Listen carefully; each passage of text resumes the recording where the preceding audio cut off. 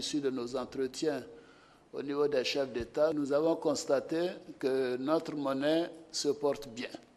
C'est par ces termes que le président ivoirien Alassane Ouattara a dénoncé ce lundi 10 avril à Abidjan la campagne de dénigrement contre le franc CFA.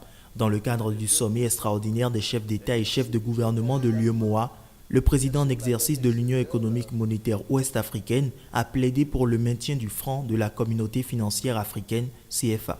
La zone UEMOA a des réserves de change qui représentent plus de 5 mois d'importation. Alors que, en général, la règle retenue dans le monde entier est d'environ de 3 mois d'importation. Cette zone est bien gérée, les ressources en devises sont importantes, les politiques macroéconomiques sont bien tenues, la croissance économique est forte, 4 fois la moyenne sur le continent africain, 6,8%, comme je l'ai dit, par rapport à 1,6% pour la moyenne du continent. Je voudrais donc rassurer les uns et les autres, et notamment nos populations, que notre monnaie est saine et elle a de bonnes mains. Des chiffres sur lesquels ne s'accordent pourtant pas plusieurs économistes et hommes d'État français, jugeant cette monnaie de frein au développement et de perte de souveraineté. Ce jeudi, veille de la rencontre des ministres de la zone franc pour discuter de l'avenir de la dite monnaie, le mouvement Non au franc CFA du Bénin s'est réuni pour mettre en garde les dirigeants. Vous allez constater que tous les pays qui ont abandonné le franc CFA, notamment le Laos, le Cambodge, le Vietnam, l'Algérie, la Mauritanie, la Tunisie, ce sont des pays développés. Le Ghana, qui par la suite a adopté sa monnaie, est plus en avance sur nos pays aujourd'hui. Le Nigeria, qui a sa monnaie, est en avance. Donc le problème, c'est la monnaie et les axes de fonctionnement du franc CFA que nous constatons aujourd'hui, que nous sommes venus dénoncer. Nous sommes venus prévenir les chefs d'État de toute tentative de dévaluation et de toute manœuvre visant à maintenir le franc CFA en circulation jusqu'à décembre 2017. Au nombre des propositions faites aux dirigeants, une gouvernance rotative pour les 8 pays de l'UEMOA, plus de présence française dans le conseil d'administration des banques centrales et un retrait pur et simple de la France dans la gestion du franc CFA. Dans le cas contraire, demain, nous allons prendre des dispositions qui s'y prêtent pour que nous lançons une grève générale en communion avec les centrales syndicales. Donc, la grève que nous allons lancer sera relayée partout dans les 14 pays de la zone franc. Paris s'est dit ouvert à la mi-mars à toutes les propositions que les 15 pays de la zone franc pourraient formuler lors de leur prochaine réunion sur le sujet le 14 avril à Abidjan.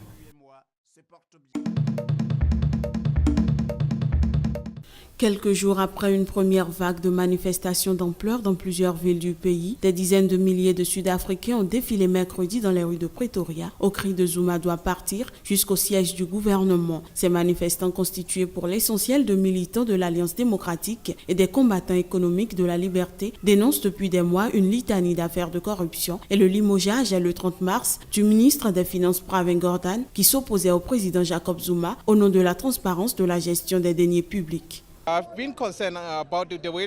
Je suis inquiet parce que le président a transformé notre pays en blague. Certains pays trouvent ça très drôle ce qui se passe chez nous. Rien ne fonctionne. Il prend des décisions seul sans consulter les citoyens. Et c'est pour ça que nous avons fait l'effort de venir aujourd'hui pour dire tous ensemble qu'il doit partir. À la tête du pays depuis 2009, Jacob Zuma, 75 ans, doit prendre sa retraite au terme de son second mandat en 2019. Mais l'ANC désignera dès la fin de cette année celui qui le remplacera à sa tête et deviendrait président du pays en cas de victoire aux élections générales de 2019. Zuma, the only job he can do better is to look after cattle.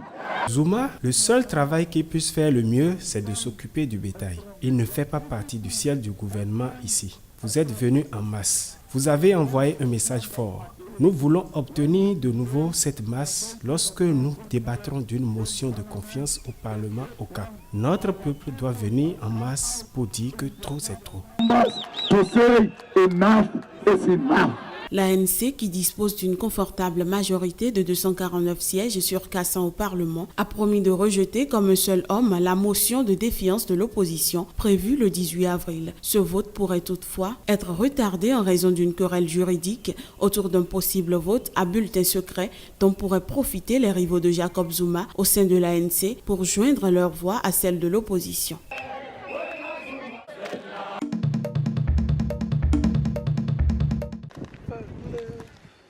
Dans la région du Turkana au Kenya, les carcasses d'animaux font désormais partie du paysage.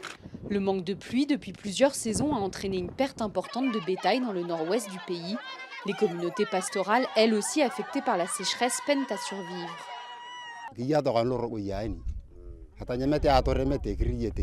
Nous mangeons les carcasses de chèvres, rien d'autre. D'habitude, nous mangeons des fruits sauvages et notre bétail.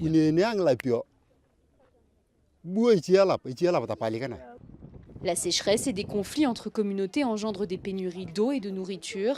Dans cette région difficile d'accès, l'aide alimentaire et médicale arrive au compte-gouttes. Avec la nappe phréatique à son niveau le plus bas, les femmes doivent descendre dans des puits pour trouver un peu d'eau.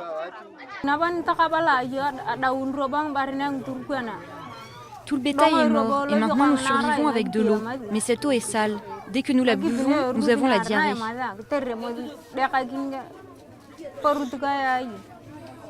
Le gouvernement kényan estime que 2,7 millions de personnes ont besoin d'eau potable. Femmes et enfants doivent quitter les villages pour trouver de la nourriture dans des dispensaires. Plus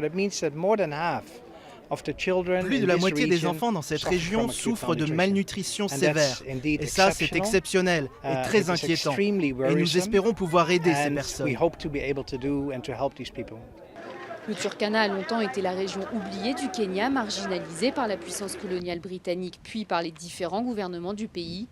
La découverte de gisements de pétrole il y a 5 ans a suscité l'espoir, mais aujourd'hui la population se sent délaissée.